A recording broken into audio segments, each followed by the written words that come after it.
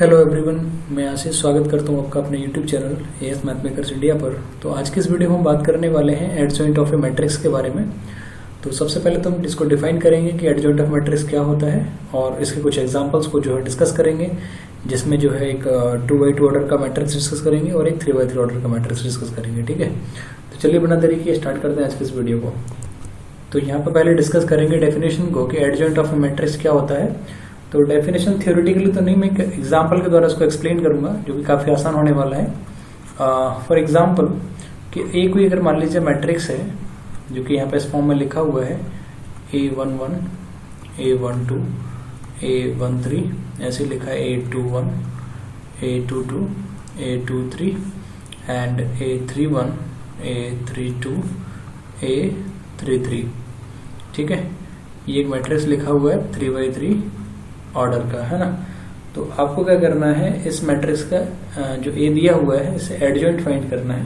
तो adjoint find करने के लिए क्या करते हैं, सबसे पहला तरीका होता है जैसे अपन को ये मैट्रिक्स दिया गया है, इस मैट्रिक्स से अपन को निकालना क्या है, एडजॉइंट। तो सबसे पहले आपको कैलकुलेट करना होता है माइनर्स, जो कि मैं निकालना बता चुका हूँ प्रीवियस वीडियो में कि माइनर कैसे कैलकुलेट करते हैं। दूसरा पॉइंट है कोफैक्टर, है ना। ये दोनों ही आपको कैलकुलेट करने पड़ते हैं। जैसे ही आपका कोफैक्टर का वैल्यू आ जाता है, जैसे कि मान लीजिए A11 के करस्पॉन्डिंग आपने निकाला C11, ऐसा ही C12, यानी फर्स्ट रो के अराउंड C13, ये पूरा फर्स्ट रो के लिए निकाल लिया।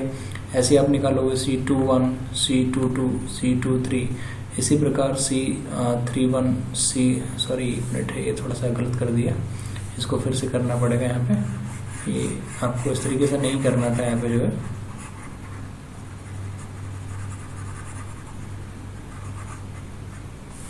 इसको क्या करना पड़ेगा, यहाँ पे देखिए फर्स्ट एलिमेंट के अकॉर्डिंग आपको निकालना पड़ेगा C11, C12। तो मैं आपको ऐसे लिख देता हूँ उसको करस्पॉन्डिंग ही, कि मान लीजिए आपने एक कोफैक्टर निकाल लिए हैं, उसके बाद उसको कैसे मैट्रिक्स बनाना होता है। C21, C31, C12, C13, C22, C23, C32, C33, इनकी आपका जो मैट्रिक्स दिया गया है उस मैट्रिक्स के करस्पॉन्डिंग एलिमेंट हमने उसका कोफैक्टर निकाल लिया बाय यूजिंग द माइनर्स, है ना। तो हम ये माइनर्स कैसे कैलकुलेट करते हैं, कोफैक्टर कैसे कैलकुलेट करते हैं, अगर आपको अभी तक नहीं पता है तो इस ऑलरेडी एक वीडियो मैं मैं अपलोड कर चुका हूँ यूट्यूब पे, जिसका नाम है minors and cofactors and their examples, है ना। तो आप उस वीडियो को जरूर देखें, उसके बाद आपको ये समझने में थोड़ी आसानी होगी। तो मैट्रिक्स ए दिया हुआ है, उसके बाद अपने जो है यहाँ पे कैलकुलेट किया है कोफैक्टर वाला मैट्रिक्स बना दिया है ना, इसको बोलते हैं मैट्रिक्स ऑफ कोफैक्टर। इसको लिख लीजिएगा यहाँ पे, मैट्रिक्स ऑफ कोफैक्टर्स, है ना। तो ये जो कोफैक्टर्स का मैट्रिक्स बना है, अगर मैं इसका ट्रांसपोज ले लूँ, इस मैट्रिक्स का क्या ले लूँ, ट्रांसपोज। जब इस मैट्रिक्स का मैं ट्रांसपोज करूंगा तो आपको पता है क्या होने वाला है, जो आपका एंटायर रो है वो कन्वर्ट हो जाएगा एंटायर कॉलम में। मैं अगर इसको यहाँ पे लिखूं इस वाले मैट्रिक्स को, तो देखिए ये आ जाएगा C11, C12, C13। तो ये एंटायर रो आपकी कॉलम बन चुका है। ऐसे सेकेंड जो रो है ये भी आपका कॉलम बन जाएगा, ये आ जाएगा C21, C22, C23, ऐसे लास्ट वाला C31, C32, C33। ये आपका जो है यही जो आपका मैट्रिक्स निकल गया है ट्रांसपोज, कोफैक्टर का जो अपने ट्रांसपोज निकाला, इसी को अपन बोलते हैं एडजॉइंट ऑफ ए, है ना। तो ये आपका कहलाता है एडजॉइंट ऑफ मैट्रिक्स ए। तो सिंपल सी बात है, जो भी मैट्रिक्स दिया गया है उस मैट्रिक्स के करस्पॉन्डिंग पहले आप माइनर कैलकुलेट कर लीजिएगा। माइनर का यूज करने के बाद आप कोफैक्टर फाइंड कर लेंगे सारे एलिमेंट्स के लिए। जैसे आपके पास कोफैक्टर आएगा उसका एक मैट्रिक्स बनाएंगे और उस मैट्रिक्स का निकालेंगे ट्रांसपोज। जैसे उस मैट्रिक्स का ट्रांसपोज निकालेंगे, जो मैट्रिक्स बन के आएगा वही आपका कहलाता है एडजॉइंट ऑफ मैट्रिक्स ए। तो आई होप आपको थ्योरेटिकली समझ में आया होगा। मैं एक एग्जांपल से इसको क्लियर करता हूँ ताकि आपको थोड़ा और क्लियर होगा, है ना। तो यहाँ पे एक एग्जाम्पल में लेने वाला हूँ कि मान लीजिए if A is equal to, कोई मैट्रिक्स ले लो, मान लीजिए 1 3 2 4, ये एक मैट्रिक्स यहाँ पे लिया गया है। देन फाइंड एडजॉइंट ऑफ ए, यानी एडजॉइंट ऑफ ए फाइंड करना है, ठीक है। तो मैंने सबसे पहले बताया आपको, सबसे पहले आपको क्या कैलकुलेट करना पड़ेगा, माइनर निकालने पड़ेंगे, है ना। तो मैं इस मैट्रिक्स को लिखने वाला हूँ, A is equal to, in general लिख लीजिए A11 A12 A21 A22।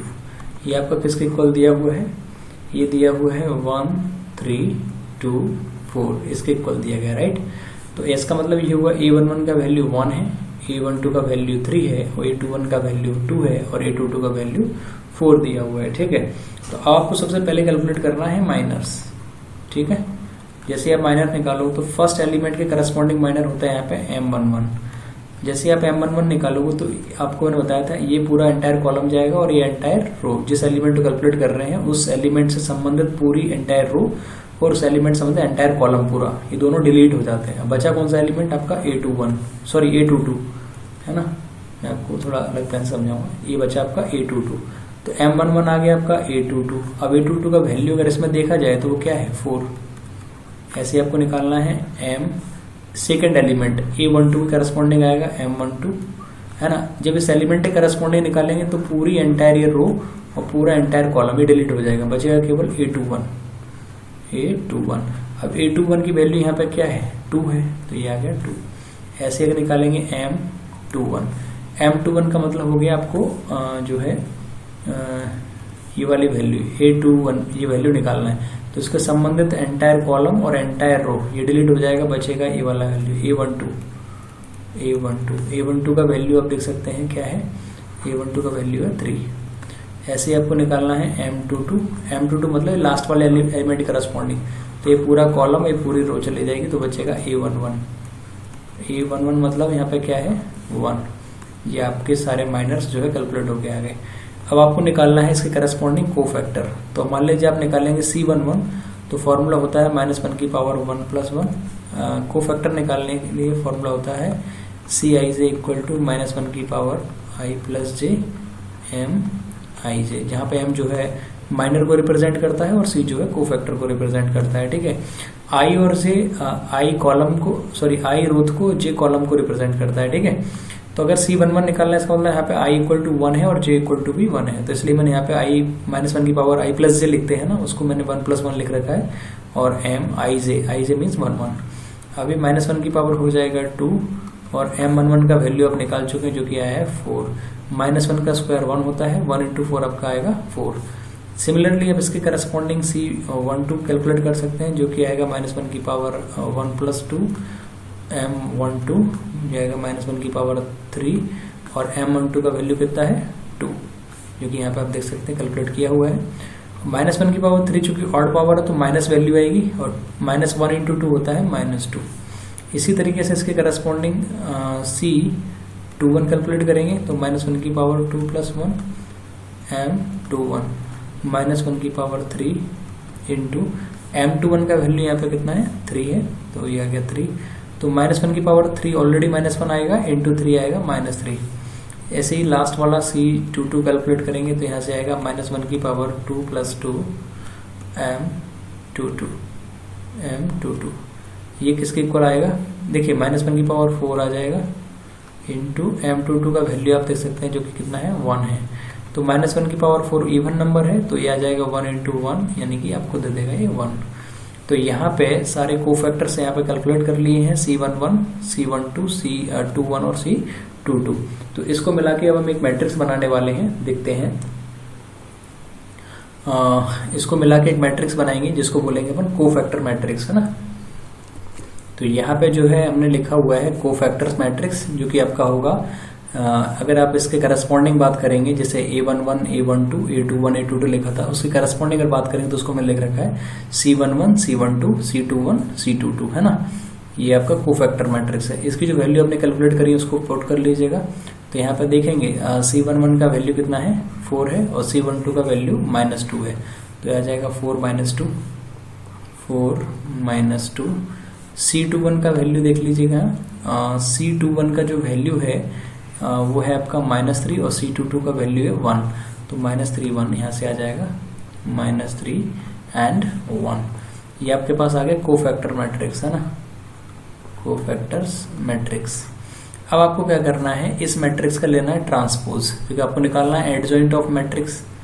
तो cofactor matrix of A, cofactor matrix of A, मतलब जो मैट्रिक्स आपका ए था उसका कोफैक्टर मैट्रिक्स है ये। अब आपको निकालना है इसका ट्रांसपोज। जैसे आप इसका ट्रांसपोज निकालेंगे, यानी कि कोफैक्टर मैट्रिक्स ऑफ ए का ट्रांसपोज निकालेंगे, इसको लिख लीजिएगा, कोफैक्टर्स ऑफ ए, इसका ट्रांसपोज जैसे आप निकालेंगे तो जो आ जाएगा आपका, देखिए इसका ट्रांसपोज जैसे आपने किया अप्लाई करके, तो आपका जो रो है ना, रो ये कॉलम में बन जाएगा 4 -2। ऐसे सेकंड जो रो है वो भी आपका क्या बन जाएगा, कॉलम बन जाएगा -3 and 1। तो ये जो पार्ट है ना, इसी को अपन बोलते हैं एडजॉइंट ऑफ मैट्रिक्स ए। ठीक है, तो ये आपका क्या कहलाता है, एडजॉइंट ऑफ मैट्रिक्स ए। तो प्रोसेस क्या करना होता है, सबसे पहले मैं आपको एक बार और यहाँ पे क्लियर कर देता हूँ। आपको एक मैट्रिक्स दिया जाएगा, एडजॉइंट ऑफ ए पूछेगा, तो जो मैट्रिक्स दिया गया है उसके आधार पर आपको माइनर्स निकालने हैं, उसके करस्पॉन्डिंग सारे कोफैक्टर्स आपको कैलकुलेट करने हैं। जैसे ही कैलकुलेट हो जाए कोफैक्टर्स, तो जो मैट्रिक्स आपने यहाँ पे इन जनरल लिया है ना, A11 A12, इसके करस्पॉन्डिंग सारे कोफैक्टर को लिख लीजिएगा, जैसे कि मैंने यहाँ पे लिख रखे हैं, और इनकी वैल्यू जो कैलकुलेट की है उसकी वैल्यू मैं यहाँ पे पुट कर दी है। फिर उसका जो है मैंने ट्रांसपोज ले लिया, जैसे ही ट्रांसपोज लिया वो मैट्रिक्स जो बन के आएगा, इसी को अपन बोलते हैं adjoint of matrix A. I hope आपको ये समझ में आया होगा। फिर भी कहीं अगर क्वेरी रहेगी तो आप मुझे कमेंट सेक्शन में लिख सकते हैं। ठीक है, चलिए अगला एक क्वेश्चन लिखा हुआ है, find the adjoint of A matrix A, है ना। तो आपको यहाँ पे जो है एडजॉइंट फाइंड करना है गिवन मैट्रिक्स ए का, जो कि लिखा है 1 3 -1। ये फर्स्ट रो है, सेकेंड रो है 2 0 1 और थर्ड रो है 5 2 4। तो इस मैट्रिक्स का अपन को क्या करना है, एडजॉइंट फाइंड करना है। तो प्रोसेस वही रहेगा, मैं एक बार इसको ऐसे लिख सकता हूँ, मैट्रिक्स ए इन जनरल लिख लीजिएगा इसको, A11 A12 A13 A21 A22 A23 A31 A32 A33 is equal to जो मैट्रिक्स गिवन है उसकी वैल्यू लिख लीजिएगा, 1 3 -1 2 0 1 5 2 4। ठीक है, तो ये वैल्यूज जो गिवन है वो मैंने यहाँ पे लिख लिया है। सबसे पहला तरीका आपको माइनर कैलकुलेट करना है ना। हालांकि आपको माइनर्स में निकालना सिखा रहा हूँ मैं, डायरेक्ट भी कोफैक्टर से निकाल सकता हूँ वही यूजिंग द माइनर, बट आपको बिल्कुल बेसिक से करा रहा हूँ, इसलिए यहाँ पे बार बार मैं ऐसे लिखता जा रहा हूँ। तो यहाँ पे जो है मैं माइनर्स का बार बार लिख रहा हूँ, माइनर्स एंड कोफैक्टर्स निकालने के लिए। मैं विदाउट माइनर्स के भी जो है डायरेक्ट कोफैक्टर निकाल सकता हूँ, उसको इजिली लिख भी सकते हैं यहाँ पे। बट आपके लिए मैं सिर्फ इतना कहूँगा, सबसे पहले आप माइनर कैलकुलेट कीजिए, उसके बाद कोफैक्टर का यूज कीजिए, तो काफी आसान हो जाता है ना। तो जैसे मान लीजिए फर्स्ट एलिमेंट के करस्पॉन्डिंग माइनर निकालेंगे, जो कि आपका आएगा M11। अब मैं इसको डायरेक्ट लिख रहा हूँ, ये पूरा कॉलम और ये पूरा रो हटेगा, ये बचेगा, है ना। तो मैं इसको डायरेक्टली इससे कैलकुलेट करके बता रहा हूँ क्या आएगा, है ना। तो ये आएगा 0 × 4 यानी कि 0 -2 × 1, तो ये आ जाएगा -2। ऐसे ही आपको निकालना है M12 मतलब इसके करस्पॉन्डिंग। तो ये जिसके करस्पॉन्डिंग निकालते हैं ना वैल्यू, वो वाला पूरा कॉलम पहले आपको मैं क्लियर कर देता हूँ। कॉलम आप ये सारे कॉलम्स होते हैं ना, और ये सारी जो दिखी है ना ये रो होती हैं। स्टार्टिंग की जो वीडियोस है मैं उसमें बता चुका हूँ what is the meaning of column and row of the matrix. ठीक है, ऑर्डर क्या होता है, सारी चीजें ब्रीफ डिस्कस कर चुके हैं स्टार्टिंग में। तो यहाँ पे M11 निकाला है, इसका मतलब सीधा है इसके करस्पॉन्डिंग M11 निकाला है फर्स्ट एलिमेंट करंट को, तो इसके संबंधित पूरा कॉलम, इससे संबंधित पूरी रो ये डिलीट हो जाता है। जो बचेगा एलिमेंट वो आपके पास ये रहेगा। ये फर्स्ट एलिमेंट के लिए बता रहा हूँ मैं, ऐसे आपको सारे एलिमेंट से अलग अलग करना है। ठीक है, अगर आपके पास ये बचा है, चूंकि आपका ओरिजिनल मैट्रिक्स ये है, वो है 0 1 2 4। सो कैलकुलेट करने के बाद आएगा, देखिए 0 × 4 कैलकुलेशन करोगे तो 0 आएगा, माइनस फॉर्मूले का 2 × 1 आएगा 2, जिसको मैंने कैलकुलेट करके वैल्यू निकाला है -2। अब मान लीजिए मैं दूसरा एलिमेंट है A12, उसके करस्पॉन्डिंग अगर माइनर कैलकुलेट करना चाहता हूँ तो उसका नाम होगा M12। तो ये जो वैल्यू है A12, इसके करस्पॉन्डिंग पूरा एंटायर कॉलम और पूरा एंटायर रो जो कि आपको यहाँ पे दिख रहा है ये डिलीट होगा, है ना। तो आपके पास बचेगा यहाँ से 2 ये वैल्यू बचेंगी, यहाँ से 2 ये वैल्यू बचेंगी, यानी कि मतलब 2 और 5 यहाँ से बचेगा, 1 और 4 यहाँ से बचेगा। तो आपको मल्टीप्लाई करेंगे 2 का 4 में, तो 4 2 आएगा 8 माइनस फॉर्मूले का 5 × 1 5 आएगा, तो आ जाएगा वैल्यू 3। ठीक है, इसके बाद आप निकालेंगे M13, यानी कि फर्स्ट रो संबंधित सारे माइनस निकालेंगे। तो फर्स्ट रो में एक एलिमेंट और बचा है A13 के लिए मैंने करस्पॉन्डिंग एलिमेंट लिखा है M13। तो ये वाला पूरा कॉलम डिलीट होगा और ये वाली पूरी एंटायर रो डिलीट होगी। तो आपके पास बचेगा सिर्फ ये वाला पार्ट, है ना, जिसको मैं लिखूंगा A21, A22, A31, A32। अगर इस मैट्रिक्स की बात करें तो इतना वाला पार्ट बच जाएगा, ये आपको दिख रहा होगा, ये वाला पार्ट बच जाएगा। तो इसको कैलकुलेट करेंगे तो कितना आएगा, देखिए ये यहाँ पर 2 लिखा है, 2 इंटू 2 यानी कि 4 माइनस 5 इंटू 0। अगर आपको समझ में नहीं आ रहा तो यहाँ से देख सकते हो 2 इंटू 2 माइनस 5 इंटू 0। 5 इंटू 0 आपका 0 रहेगा, तो यह आ जाएगा 4। इसी तरीके से आपको कैलकुलेट करना है सेकेंड रो के लिए M21, M22, M23। तो जब आप M21 कैलकुलेट करेंगे इसके लिए तो ये वाला पूरा रो डिलीट होगा, है ना, और ये वाला पूरा कॉलम डिलीट होगा। तो ये रो और ये कॉलम, तो बचेगा ऊपर फर्स्ट वाला पॉइंट, ये नहीं आएगा क्योंकि पूरा एंटायर ये रो और एंटायर पूरा कॉलम ये डिलीट होगा। तो आपके पास वैल्यू बचेगा A12, A31, A32, A33। तो यानी कि वैल्यू आएगा आपके पास, मैट्रिक्स अगर देखें तो वैल्यू बचेगा A12 मतलब 3, इसमें अगर मैट्रिक्स से चेक करें, और A13 का वैल्यू है -1 और A32 का वैल्यू है आपके पास 2, है ना, और A33 का वैल्यू है 4। इसको अगर आप कैलकुलेट करेंगे इस डिटर्मिनेंट को तो आएगा 3 इंटू 4 कितना होता है 12, माइनस फॉर्मूले का 2 इंटू -1 -2, तो यह आ जाएगा +2, यानी कि आ जाएगा आपका 14। ठीक है, तो आई होप आपको समझ आ रहा होगा। इसके बाद अपन जब कैलकुलेट करेंगे M22 मतलब इस एलिमेंट के लिए, A22 के लिए कैलकुलेट करेंगे तो ये वाला तो पूरा कॉलम जाएगा, है ना, और ये वाली पूरी रो जाएगी। तो आपके पास वैल्यू जो आएगा वो A11, A13, A31 और A33 ये आएगी। ये जो वैल्यू आपको बोल रहा हूँ ना उसको थोड़ा ध्यान से देखिएगा, मैट्रिक्स में सारी वैल्यू मैंने मेंशन कर रखी हैं। मैं फिर से एक बार बता ही देता हूँ यहाँ पे। अगर मैं इसको कैलकुलेट करूंगा M22 को मतलब मुझे ये वाला वैल्यू चाहिए, राइट। इसके लिए मैं क्या करूंगा, ये पूरा कॉलम जो है एंटायर कॉलम डिलीट होगा और ये एंटायर रो डिलीट होगी और ये वाला पूरा एंटायर कॉलम डिलीट होगा। तो वैल्यू बचेगी A11, A13, A31, A33। इसके करस्पॉन्डिंग कांस्टेंट वैल्यू कौन कौन सा है, 1, -1, 5 एंड 4। इसको कैलकुलेट करेंगे तो 4 इंटू 1 आपका आएगा 4 माइनस 5 इंटू -1, 5 इंटू -1 आता है -5, जो कि फॉर्मूले में माइनस लगा इसलिए +5, ये आ जाएगा आपका 9। ठीक है, इसी तरीके से 2, 3 निकालेंगे। 2, 3 मतलब ये वाला एलिमेंट, इसके करस्पॉन्डिंग ये पूरा कॉलम डिलीट होगा और पूरी एंटायर ये वाली रो डिलीट होगी।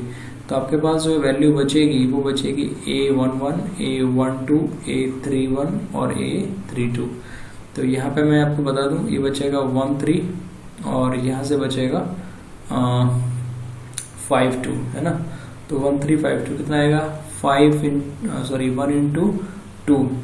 तो 1 इंटू 2 आपके पास मल्टीप्लाई करके आएगा 2 माइनस 3 इंटू 5 यानी 15, ये आएगा आपके पास -13। इसी तरीके से थर्ड रो के लिए अगर बात करेंगे तो आपके पास वैल्यू आएगा M31 का वैल्यू यहाँ पे मैं डायरेक्ट लिख रहा हूँ, आप लोगों को कैलकुलेट करना है और चेक करना है ये सारी वैल्यू करेक्ट है या नहीं, है ना। अगर ये सारी वैल्यू करेक्ट हैं तो मुझे कमेंट सेक्शन में यस लिख के बताना है कि यस सर ये सारी वैल्यू जो है करेक्ट है and you checked this all values by using your calculation. तो ये मुझे आपको कमेंट सेक्शन में बताना है, ठीक है। मैं आपका वेट करूंगा। अगर कोई गलती हो तो उसको भी चेक करिएगा, मे बी इस पॉसिबल है कि कैलकुलेशन कोई मिस्टेक हो सकती है। M31 का वैल्यू जो यहाँ पे कैलकुलेट होके आएगा वो आपका आएगा 3। ऐसे ही M32 का जो वैल्यू आएगा, M32 का वैल्यू आएगा 3, है ना। और M33 का जो वैल्यू आएगा वो आपका आएगा -6, ठीक है। तो ये जो वैल्यू है ना M31, M32 और M33, ये सारी वैल्यूज जो आपको कैलकुलेट करके बताना है। जैसे कि मैंने आपको फर्स्ट रो और सेकेंड रो के लिए माइनर निकाले हैं, उसी तरीके से थर्ड रो के लिए माइनर आपको निकाल के चेक करना है क्या ये सारी वैल्यू करेक्ट हैं या नहीं। अगर सारी वैल्यू करेक्ट है तो मुझे कमेंट सेक्शन में यस लिखना है, और अगर कोई एक वैल्यू ऐसी आ रही है जो इनकरेक्ट है किसी कारण से, तो आप मुझे कमेंट सेक्शन में लिख सकते हैं no any this value is not a correct. Okay, चलिए अब आपको कैलकुलेट करना पड़ेगा कोफैक्टर। तो सारे अपने 9 माइनर निकले हैं, 3 और 3 6 और 3 9। 9 माइनर आए, इनके करस्पॉन्डिंग 9 ही जो है आपको कोफैक्टर जो है कैलकुलेट करना पड़ेगा, है ना। तो मान लीजिए मैं यहीं पे आपको बताऊं तो M11 के करस्पॉन्डिंग आपका आएगा C11, जो कि कितना आएगा, एक आध में निकाल के बताऊंगा, बाकी आपको कैलकुलेट करना है। तो आएगा -1 की पावर 1 + 1 और M11, इसके बाद आता है M11। इसको कैलकुलेट करोगे तो C11 का वैल्यू कितना आ जाएगा, यहाँ से देखिए C11 का वैल्यू कितना आएगा, -1 की पावर 2 इंटू M11 का वैल्यू कितना है -2, -1 का स्क्वायर 1 होता है, इंटू -2 करोगे तो ये आपके पास आ जाएगा -2, है ना। तो यहाँ मैं आपको एक चीज क्लियर बता दूं, मैं साइड से लिखता जा रहा हूँ। C11 का जो वैल्यू आया है वो आया है -2, ऐसे आपको निकालना है C12, C13। Similarly second row के लिए C21, C22, C23, third row के लिए C31, C32, C33। ये सारा आपको जो है कैलकुलेट करना है और इसकी वैल्यूज मैं आपको डायरेक्ट लिख रहा हूँ, चाहिए तो आप ऐसे भी ले सकते हैं। C12 का जब निकालोगे तो M12 उसमें यूज होगा, फॉर्मूला है -1 की पावर 1 + 2, यानी कि नेगेटिव वैल्यू आएगी उसकी। आपको देखिए मैं इससे बताता हूँ, C11 का मैंने कैलकुलेट किया तो -1 की पावर 1 + 1 आता है ना, तो इवन पावर इसलिए +1 आएगा, तो M11 का वैल्यू तो लिखना है यहाँ पे, तो -2 आ गया। ऐसे ही अगर मान लीजिए मैं C12 निकालूंगा तो मुझे M12 का वैल्यू यूज करना पड़ेगा। तो मैं यहाँ बता देता हूँ, C12 यानी -1 की पावर 1 + 2, जो कि नेगेटिव वैल्यू होगा, और इंटू M12 का वैल्यू कितना है 3, तो यहाँ से वैल्यू निकल के जो आएगा वो आएगा -3, ठीक है।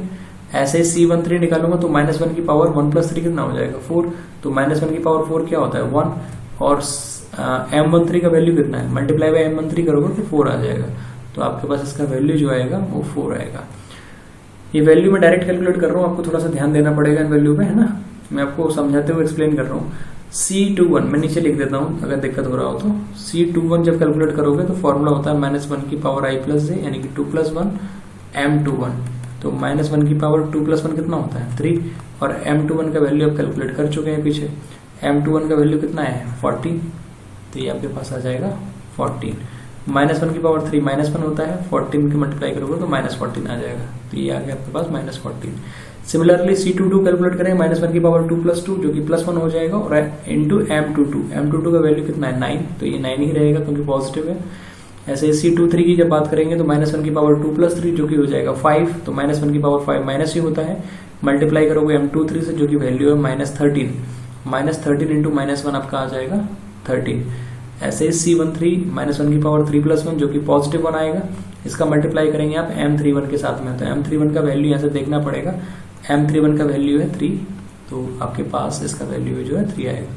फिर C3 + 2, 3 + 2 5 होता है, तो -1 देगा, -1 मल्टीप्लाई बाय M32 का वैल्यू कितना है 3, और -1 से मल्टीप्लाई करोगे तो ये आ जाएगा -3। ऐसे ही C33 ये -1 की पावर 3 + 3, यानी कि -1 की पावर 6 आएगा, जो कि पॉजिटिव 1 होगा, मल्टीप्लाई करोगे M33 से, तो M33 का वैल्यू अब -6 है, -6 इंटू 1 आपके पास -6 ही आ जाएगा। तो इस तरीके से जो है मैंने सारे यहाँ पे कोफैक्टर कैलकुलेट कर लिए हैं। अब मैं जो है इस कोफैक्टर का एक मैट्रिक्स बनाऊंगा, कैसे बनाना देख लीजिएगा इसको। सबसे पहले तो इसको हटा लीजिएगा यहाँ से, इसको हटाने को सबसे पहले क्या करना है यहाँ पे वो देख लीजिएगा।